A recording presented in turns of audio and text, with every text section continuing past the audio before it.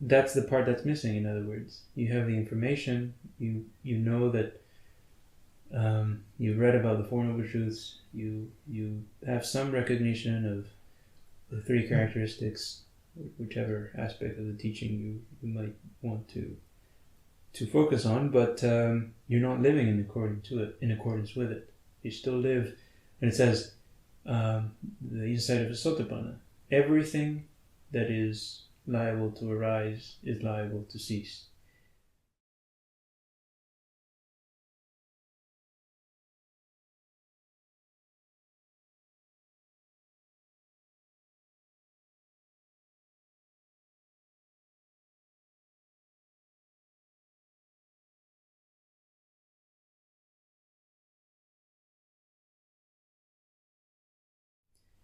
So some people might have heard of this parable.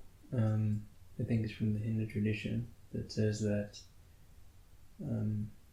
what you think is a snake is actually a rope. Therefore, your suffering on account of that snake is illusory. It's a mistake because it's you're deluded. You don't know the ultimate reality. And if you investigate closely, you would realize that that view is implied in most of the modern understandings of what wisdom is. People expect to gain some sort of access to some ultimate hidden reality as a result of their meditation practice, and then there might be different ideas as to what exactly that ultimate reality is. Of course, it would be equated with Nibbana if you're a Buddhist. It would be equated with whatever God if you're a Christian. Various other things. The point is, you conceive the solution to this problem of suffering in your life to be this higher reality that you still haven't accessed. So is there a problem with that, and why? What's the difference between that and what the Buddha was teaching in the suttas?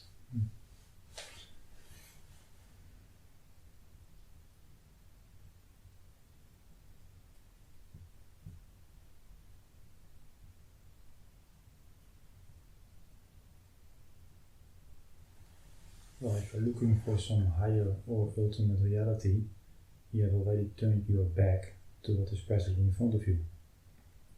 Mm-hmm. And as a result of that, you will not be able to understand what is actually already taking place just now. Mm-hmm. So how are you going to understand the origin of your present suffering if you keep turning your back towards it? Mm-hmm. But what if somebody might say, but the things that are present here are irrelevant because they're not real, so why should I concern myself with them? Mm-hmm. Yeah, that's a rather pernicious view. Right. But why? Or it might also be maybe not that it might be said that then maybe not just that they're not relevant, but like you have a distorted perception of them. Mm. Like you have dust in your eyes or something. Mm-hmm. So therefore you can't trust your perceptions. But you see, to say that things are not real, you're still talking about things. So the things have to be there first, and then you regard them as not real, as opposed to real. But it's always of things that you say that they are not real. So that position actually in and of itself already doesn't add up. Something might be illusory, but it doesn't mean that it isn't there. As an illusion, it is still real. And as such, you suffer on account of that. And that suffering is not because those things are illusory. Well, in other words, whether things are illusory or not is secondary to the fact that you're suffering. That's the point, yeah. And the thing is, it might factually give you a sense of release of from your suffering, but it's for the wrong reason, because like you just said, the things were never the problem to begin with. Mm. So it's kind of it goes very deeply, and it's not just not just a coarse view of, again, ultimate reality. It's the view of management in the most general sense. Like, you might often, when people have whatever interpersonal problems or anger against someone or something like that, they would think the solution is to kind of reinterpret your relationship with that person. So tell yourself, as I think that's called in psychology, cognitive reframing, which obviously you don't need the Buddha for. Just telling yourself that, this person is whatever, they're doing this to you because their childhood was kind of problematic, or maybe they're having a bad day, and through kind of reframing the situation in that sense, you quote unquote escape the suffering. Alternatively, you might escape the suffering by telling yourself, oh well, all of these situations are just constantly changing processes. There's no inherent essence in this, and through kind of repeating that view to yourself, you eventually kind of stop feeling that which was bothering you. But the thing is, as the Buddha said, what is the origin of suffering? Is it the fact that you didn't have the access to these perceptions, to these higher perceptions? Is that what he said? Mm-hmm. Well, obviously not. No. So he said it's craving that's the origin of suffering. So when is craving there? When is craving there? Yeah. Yes. Well, craving will always be in relation to something. Mm-hmm. And so whether that thing is now real or illusory already doesn't matter. Mm-hmm. But more specifically, in relation to what is there craving? Well, I would say feeling. Mm-hmm. Yeah, exactly. So, in other words, the problem is that when things are unpleasant, in other words, when you haven't still managed to reframe the thing so that you don't feel the pain anymore, you're liable to craving.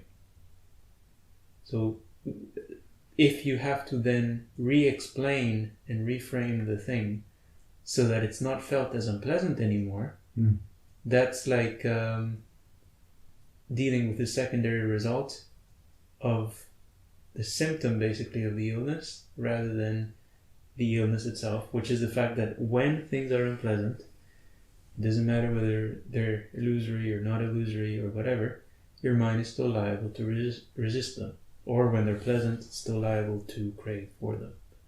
So, yeah, you keep assuming that the problem is with the things in the world or with other people, whereas actually it isn't. Yeah, that's in general sense. So, why? How then? But what is it that you would have to do to free yourself from suffering? Like, how do you? If you don't have to prove that anything is that, if you don't have to prove to yourself that things are not real, clearly there is still some work to be done, and there is still understanding to be developed. So how could we kind of paint a clear picture of what that understanding is, if it has nothing to do with the things and denying their existence, or saying that there's some hidden kind of perceptual distortion on the level of the content of those things? What is it that you don't understand, in other words?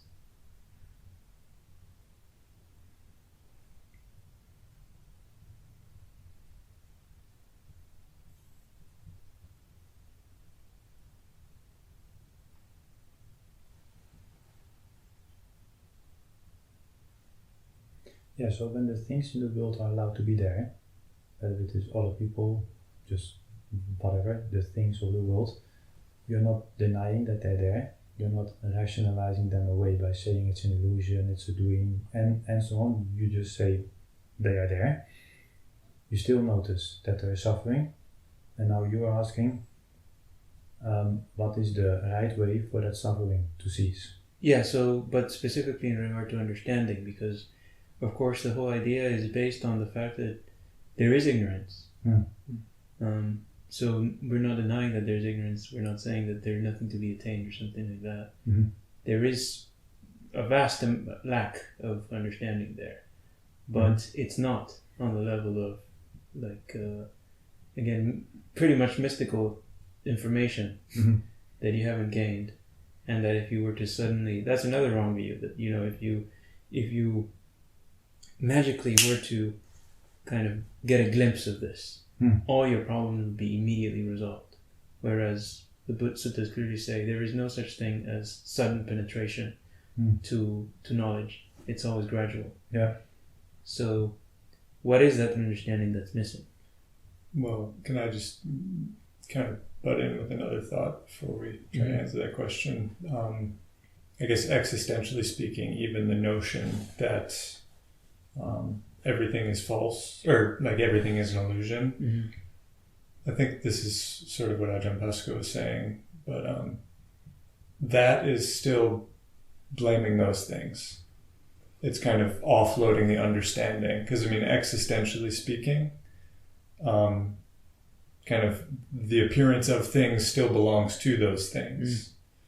So if your understanding of understanding depends on these things being otherwise, then that's not really in your control. Well, and for that matter, it's also infinite. Because how do you know that there isn't a more ultimate reality There's than not the one another that layer. Yeah. So it's, you're just chasing this kind of, you're chasing this thing that you yourself are creating, in other words.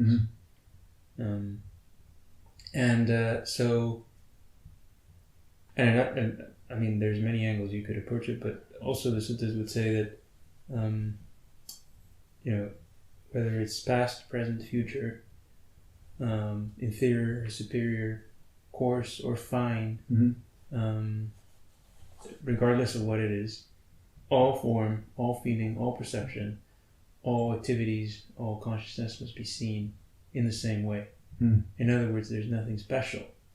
So if your view is that by finding something special you free yourself from suffering, well, as much as you might want to deny that, you might come up with all these mystical views that, oh, look, this thing that I discovered is outside of the five aggregates. And that's why it's quote unquote the escape.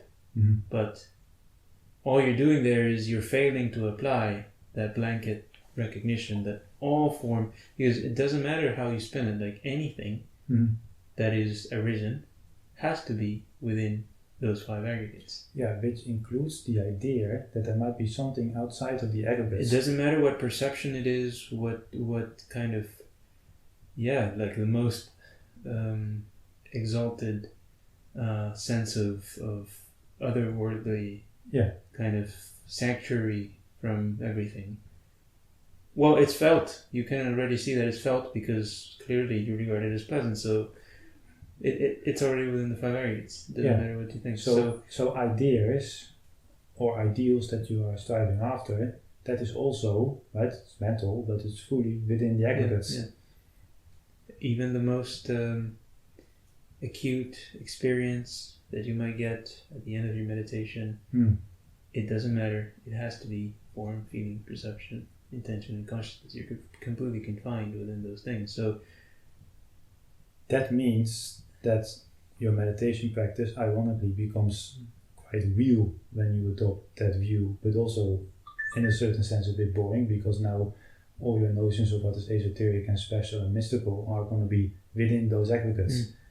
Right? So it just sort of flattens out. So one needs to be prepared that it might actually be somewhat grey, dull and boring, but ironically that's far more real. Exactly, because did you suffer? What was the thing that you were suffering about? Like, what is the ultimate reality? Or was it the mundane kind of pleasure and pain when people were, not doing what, as a Suttas would often say, when you were separated from things that were dear, united with things that were not dear, sickness, aging, death, bodily displeasure, mental displeasure, those are the things that you were suffering in regard to. So why are you going in this completely different direction? Yeah. That has nothing to do with it to escape.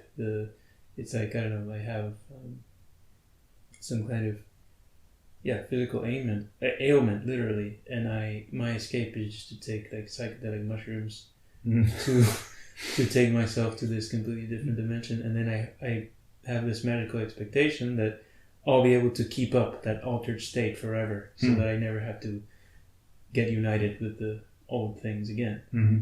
So now going back to the previous question, if that's not understanding, then what is the understanding that you develop such that you don't suffer anymore? While the same mundane things are there, because the 5 aggregates are the mundane. Well, stopping ignoring the fact that those things are, that whatever you perceive, no matter how special, is still within perception. Mm-hmm. And no matter what you feel, no matter how pleasant, is still within feeling. Mm-hmm. So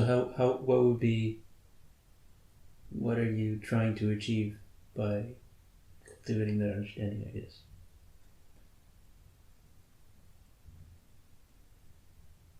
Well, not resisting the things the way they are. Exactly, yeah. So there's no more magical piece of the puzzle that's missing. Anything more hidden than the fact that when pain is there, you resist it. When pleasure is there, you cannot help yourself but to want more of it. And that's the entire samsara, from the most kind of banal everyday things to the most subtle kind of fetters of immaterial realms and all this stuff. The entire thing is the same thing, just feeling, not being understood. And actually the Buddha said, somebody who understands the 3 feelings, understands the origin, gratification, and the gratification, danger, and escape. In regard to the 3 feelings, he says there is nothing more that they need to do. The work is done, and there was at no point did they abandon the quote-unquote mundane reality, which is precisely those feelings. So yeah, in other words, the understanding that you have to cultivate is that's actually how he would always phrase it, like gratification, danger, and escape. So you understand why was it that you were passionate towards whatever you were passionate towards, and you understand why it's dangerous to be passionate towards it. And when you completely understand that passion is like, as Sutras would say, putting your head in a chopping block, as we discussed in one of the previous talks, then you won't have to wish for the passion not to be there. It will have to go, because the passion was based on you still regarding those things as sources of gratification, like emphasizing, let's say, the gratification aspect. And that's the ignorance. It's as simple as that. It's not being sufficiently clear about the fact that what you regard as pleasant, it's real as such. There is a pleasant aspect to it, but it comes with this kind of simultaneous danger, peril. Like I think the suttas also gave a simile that it's like a razor blade that is honey smeared all over it. And you can't help yourself but to keep licking it and cutting yourself at the same time. And that's all. So you wouldn't need to, because see, actually, it's not just you wouldn't need to go and chase after the ultimate reality. You realize the ultimate reality isn't ultimate at all. Like, you are kind of defining it as such because of your assumption. But it still is, as I said before, it still is pleasant. And there is still a gratification there. There is still a danger there. And there is still an escape there. But because you kind of stopped at the content of how special it is, you didn't realize that actually it had to be included within the same exact principle. So appearances are real. Yeah, And and that's all you have. And in that sense, all there is Yeah. what appears. Yeah, there's the appearance is reality to that extent. Yeah.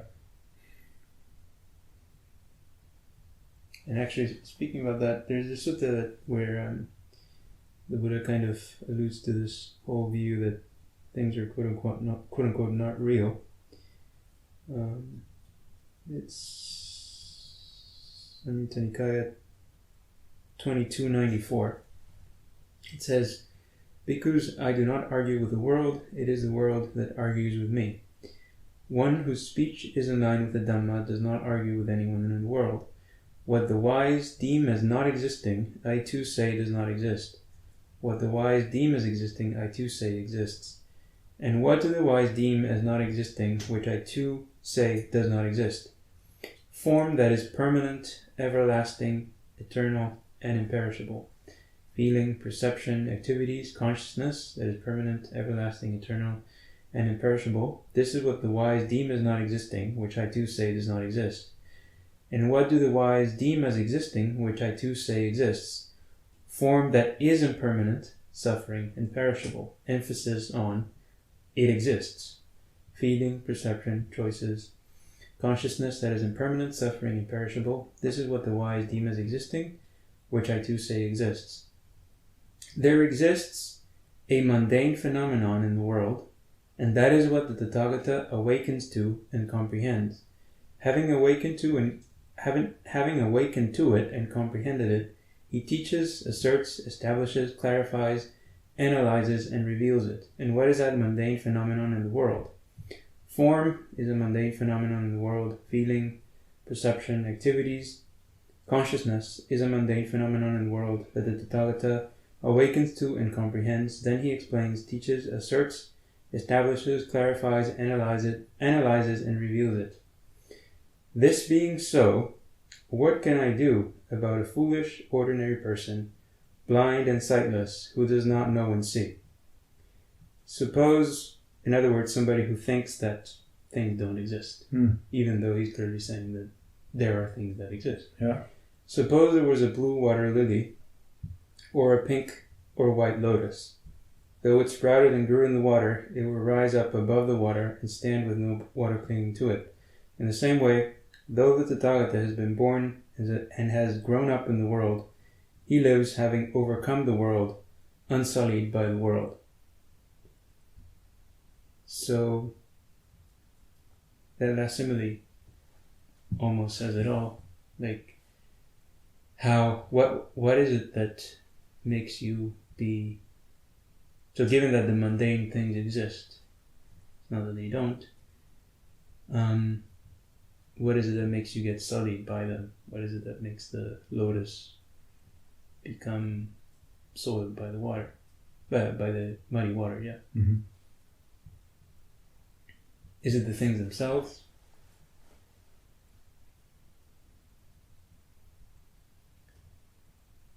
Well, like you were saying before, passion towards it, the desire and lust. Yeah. So, it's that simple, really. Not understanding that things are not worthy of passion. You have passion towards them. That's the kind of beginningless state, as the Buddha said. You cannot find a reason why passion is there. Just wherever you look, you're gonna find that it's there already. You didn't create it. As a matter of choice, it's the fact that you have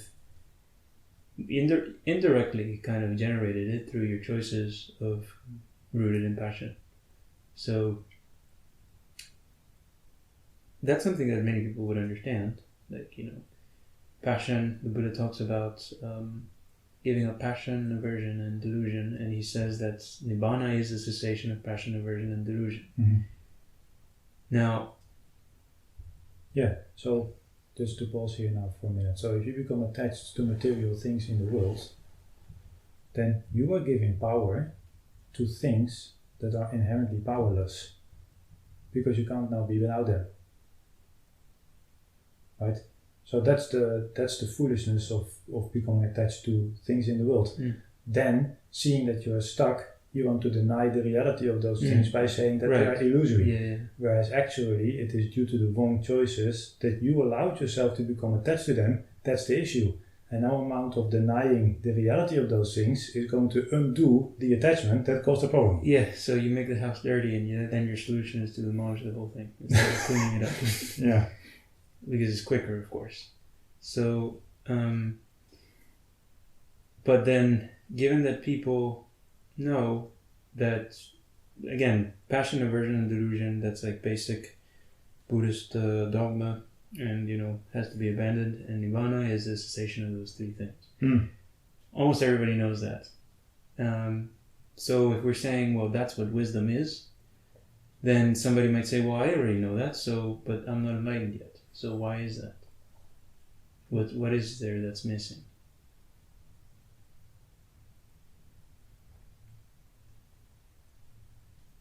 The cessation of those things. Yeah, so basically, let's say, how would they bring about the cessation of those things if it's not through accessing some ultimate reality? If you kind of cannot help but be exposed to the same old, mundane, boring form, feeling, perception, intention, and consciousness, then how can you, as the sutta says, how can you kind of rise above all of that without then having to step into an alternate reality?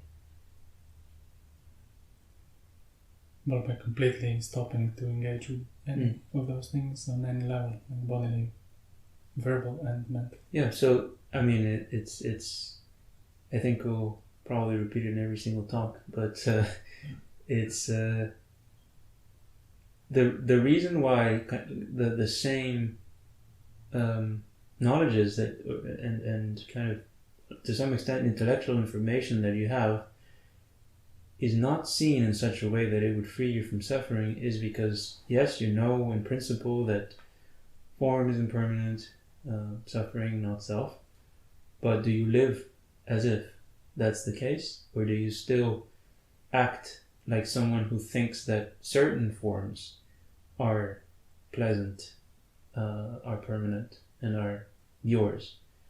And it's as simple as that. So you cannot at the same time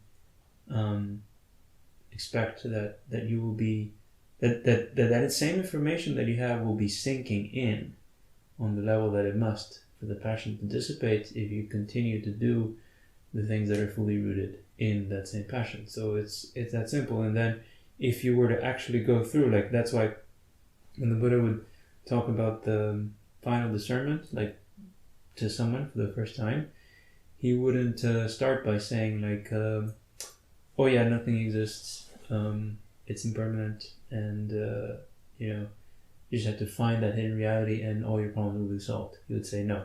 First, a clansman hears the teaching, acquires faith, then they go forth, they take on the precepts, virtue, sense restraint, gives on the whole description of the graduate training, the work of purifying the mind from unwholesome states, and then when the mind is sufficiently purified, they understand what? The ultimate reality? No, they understand suffering, the origin of suffering, the cessation of suffering, and the way that leads to the cessation of suffering. They understand the defilements, the origin of defilements, the cessation of defilements, and the way that leads to the cessation of defilements. And then once that's done, it says there's nothing more to be done. Craving is being is destroyed, and they abide at ease until the aggregates break apart. Mm-hmm. So that's the part that's missing. In other words, you have the information, you know that you've read about the Four Noble Truths, you have some recognition of the three characteristics, whichever aspect of the teaching you might want to focus on, but you're not living in accordance with it. You still live, and it says the inside of a sotapanna, everything that is liable to arise is liable to cease. Now, you again might look for some magical experience where you're going to get that insight, but what you actually have to look at to see is, am I living in such a way that some things that are liable to arise, am I trying to make them never cease? Am I acting in such a way that I assume or hope that I could maintain some things? Or alternative, we want to get rid of them. Yeah, exactly. Mm-hmm. So, because another one is like the whole, ties in with this whole view of ultimate reality and hidden perceptions, is like the flux, like the constant change. Mm-hmm. Then when you have something that makes you feel pain, you conceive of the solution as being to tell yourself, oh, this will pass. This too shall pass. This isn't permanent. It's all constantly changing. It's just molecules coming and going. It doesn't. Yeah. So either you deny the reality of it by saying it's constantly changing, therefore there's no essence and it's all an illusion, failing to see that you actually still suffer. So that's already a contradiction. Well, more accurately, like, if you had actually understood that it's liable to change, then why are you trying to get rid of it through that same, supposedly right insight? But you realize, what is your attitude? What is your implied view there? Yeah. It's like, no, actually, I'm not sure that it's going to pass away. So that's why I need to kind of... to do something about it. So to that extent, you are not rightly, patiently enduring whatever has arisen. Yeah, and that's why you try to do any of these things, understand impermanence, understand suffering, understand not self, without having developed virtue, without having developed sense restraint, without having developed the gratitude training. You will be acting out of your same old tendencies of impatience, of craving, of trying to get rid of things, and for that very reason alone, the misconceiving of things as permanent, misconceiving of not seeing even your own craving, all of that is still going to be there. So that's why that's the prerequisite. Even though it's not the Dhamma, there is no Dhamma without it. So due to one's impatience, for example, which is rooted in the view that it will not go away, you keep reinforcing the view that those things are permanent and that is why you should do something about it. Yeah. And as long as that's what you do, you're not going to see that they are in fact impermanent. Yeah. So the way to actually come to see things as impermanent, which does not mean that they are constantly changing, is ironically to endure those things which are real and are there enduring. Same with not self. If you it's quite amusing that sometimes the not self idea would be re-explained as like, oh, it's empty of inherent essence, meaning like, again, another way of saying it doesn't really exist, and then you're supposed to apply that view to everything you encounter, especially when it makes you suffer. Yeah. And why is it that you're doing that? Because you're taking it personally. If you wouldn't be taking it personally, it wouldn't be making you suffer in the first place. Yeah. So you realize this is the level where these things have to be understood, on the level of, as we often say, the intention behind your action. Why am I doing this? Mm-hmm. That's where you will be holding all these assumptions and views. So yes, it's something active that you're doing. And all of these methods are too late. You're already struck by suffering and you try to do something about it. Yeah, and it will only last for a limited amount of time. Whatever effect you get out of pasting these views over your experience will only last a limited amount of time, and that's why you need to keep renewing it. If you haven't done the formal meditation where you access the ultimate reality again for a while, you will quickly find that you cannot actually overrun the fact that pleasure and pain do arise. I might tell myself all I want that it's not real and there's this other dimension that's more real than it, but the kind of raw fact of it not actually caring about you and what you think about it will reveal itself again.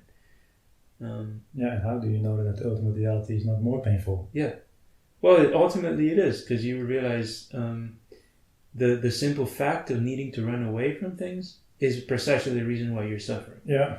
So it's actually, and that's why the Buddha said there is right liberation and there is wrong liberation. So even though these things you might get a sense that they're liberating you from the suffering, through that same liberation, you're inadvertently cultivating the same thing that gave rise to the overall problem to begin with. So you kind of, it's like a way of getting rid of the symptoms, a way that obscures the symptoms, while actually still making the actual illness worse. So then whenever you stop hiding those symptoms, you will probably find that the illness has actually become worse. And that's why what often happens, like when you find safety in these kind of higher perceptions or whatever, and then you don't get to do it for a while, you will see that things actually affect you twice as much because you've been cultivating weakness by running away from them. Yeah, because why would you restrain yourself and question your greed, hatred and illusion if you still assume that the solution is finding this ultimate reality? So it's a wrong view, but also it prevents you from actually seeing what the real work is. And that will also exactly happen. Like that's why then, the whole virtue sense restraint becomes conditional. Only for as long as I still haven't achieved this higher reality, and once I do, all of this becomes secondary because it was never real to begin with. Well, that's what makes it a wrong view. The fact that it doesn't lead to freedom from suffering. Exactly. Yeah. It's not like it's a wrong view because it's false, and it also doesn't happen to lead to freedom from suffering. That is the benchmark for. Yeah. Well, it doesn't lead to removing the causes of suffering. It might remove. That's why I said like the symptom and the illness. So the symptoms of you actually experiencing pleasant feelings at that time, you can suppress that. But mind you, you don't need the Buddha for that. You can do that in a million different ways. So, but the cause, which is a craving, the same thing that you're still cultivating toward these higher realities, that's still there. It's just that kind of it will have a delayed effect, so it will catch up on you later on. It won't be apparent right then and there. That same attitude that you're cultivating toward these things is what generated the same suffering that you were running away from in the past. It's the same with sensuality, actually. In the moment, it feels like it's great. Only afterwards, when you're kind of cut away from that which you were welcoming, you realize the suffering the liability to suffering that you've been feeding. So you create that dependence on something that's higher, and now that higher thing becomes your addiction, becomes that which you need to maintain. And that's why the Buddha said, the one who gives things up rightly, he does so without taking up something new. Yeah, because somebody might have an idea of some higher or ultimate reality, and in order to go there, they might in fact abandon a whole bunch of, let's say, other attachments or lower things, but still for the wrong reason. For the wrong reason. So they can replacing one craving with a more subtle craving. Yeah.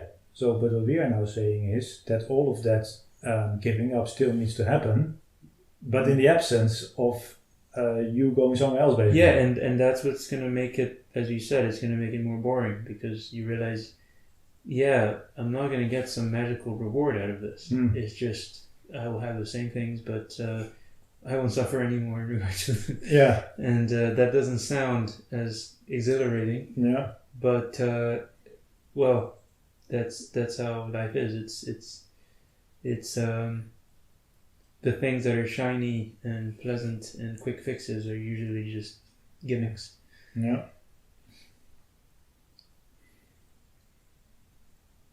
Whereas it's much more challenging as well. I could listen to this and think I need to tighten up on my restraint. Then I need to start giving things up. I need to see the danger, not just this gratification. So I need to see a rope as a snake instead of a snake as a rope, and so I just replace the beautiful with like the ugly, and I just deny that aspect. Yeah, I could. Thinking and practicing mindfulness. Yeah, actually, that's another thing I wanted to go back to. So, the right type of wisdom, since that's what we started the talk with, is not that the rope is not a snake. It's that even when it is a snake, and it's actually a poisonous viper, and it's actually biting you right in the neck, you don't suffer. That's what the wisdom is. It's not that, this is not what it is. Yeah. Well, that would be the goal of the practice, let's say. That's what your understanding is measured by. Yeah. It's not how much you can pretend that things are not what they are or make them appear otherwise. It's how, when the worst case scenario comes and you cannot escape from it, you cannot go left, right, up or down, front or back. Then the question is, has the work been done or not? Yeah, exactly. Yeah.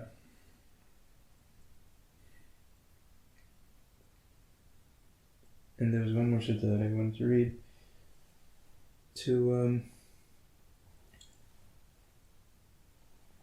Following the same thread. So it says that the 8 worldly phenomena, loka dhamma. So that's another common teaching that occurs in the suttas. It says, because the 8 worldly phenomena follow the world around, and the world follows the 8 worldly phenomena around.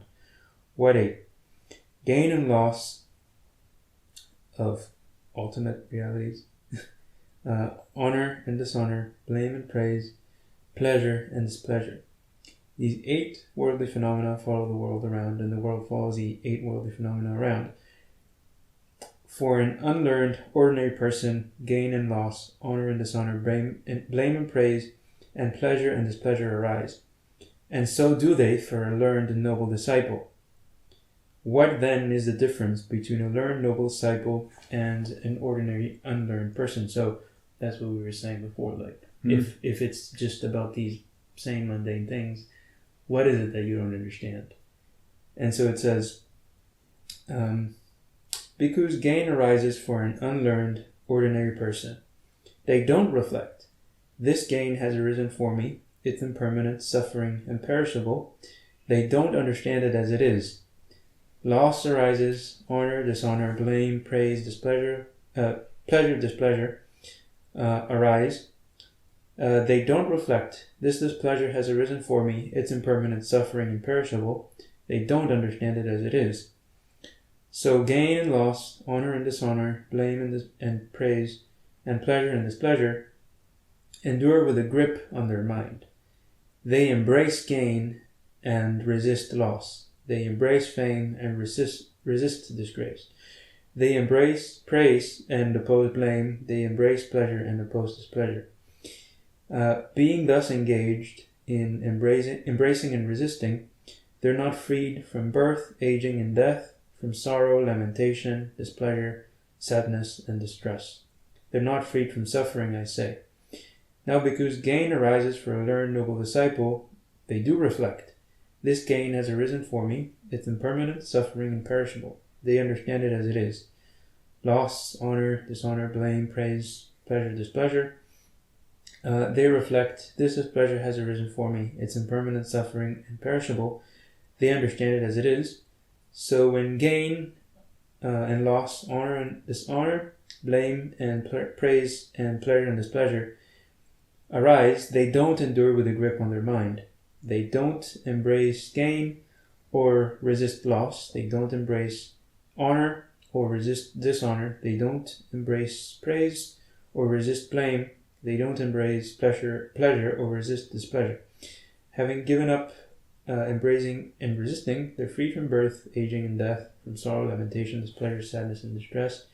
They're freed from suffering, I say. And then it ends with this is the difference between a learned noble disciple and an unlearned ordinary person. And then it finishes with a verse.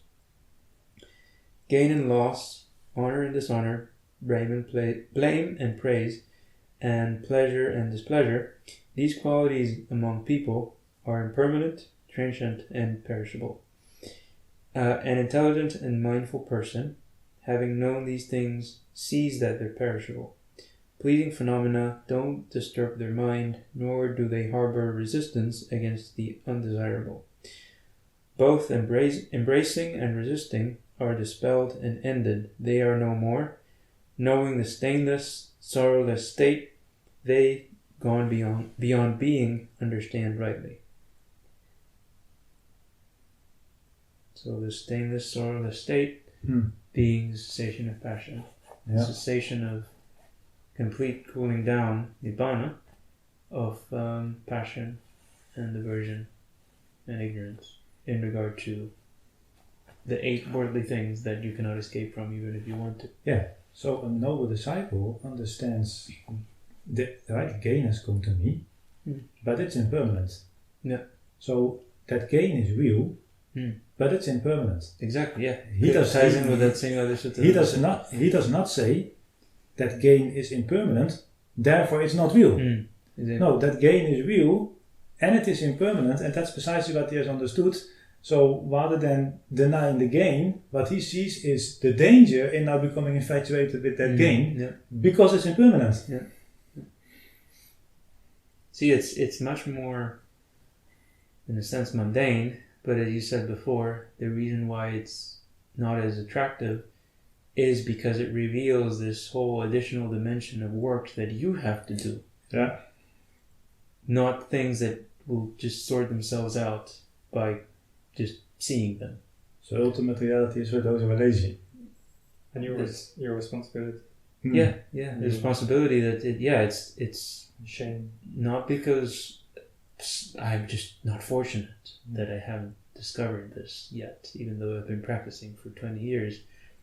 It's if there's still suffering, it's because on some level you must still be fueling the fire of passion. There's no other explanation for it.